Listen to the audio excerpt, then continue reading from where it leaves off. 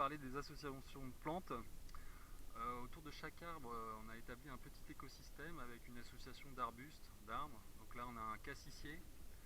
On vient de mettre un peu de prêle au pied, du purin de prêle. Voilà, pas besoin d'engrais liquide, hein, mettez du purin de prêle, c'est ça en moins pour les fabricants et tout.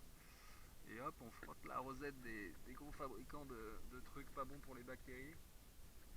Donc cassissier et pommier, hein, c'est une bonne association d'après Patrick Whitfield. Le cassissier mûrit avant les pommiers. Là nous avons donc un mirabilier avec de belles fleurs. Ok, voilà une mirabelle. La mirabelle associée à de la sauge de Jérusalem qui va. On l'a mis un peu surélevé, hein, avec des tuiles. Et donc ça va attirer l'abeille bleue. Voilà, l'abeille bleue, très utile pour polliniser les arbres fruitiers. Alors là, nous nous dirigeons vers le fameux bateau de pêche. Bateau de pêche avec donc un pêcher par derrière. Là, on a un cerisier, là on a des églantiers, myrtillers.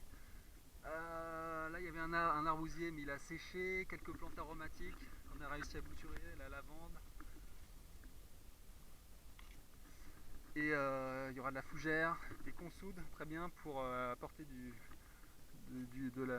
potassium. Là, on a donc un superbe réfort au pied d'un pommier qui va prévenir la moniliose.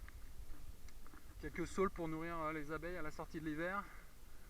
Là, nous avons donc un pêcher associé à de la consoude, un arbousier qui est asséché, consoude, hein, pareil, qui va nourrir. On va pouvoir le pailler dans 2 saisons. Là, on a un kaki associé à de la sauge de Jérusalem également. Voilà, et de la consoude.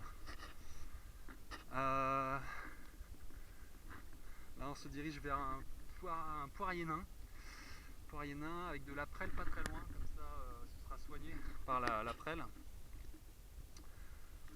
Là, on a de la berce, il va faire du purin également. Cassissier à côté d'un pommier, voilà. Pommier recouvert de fraises des bois.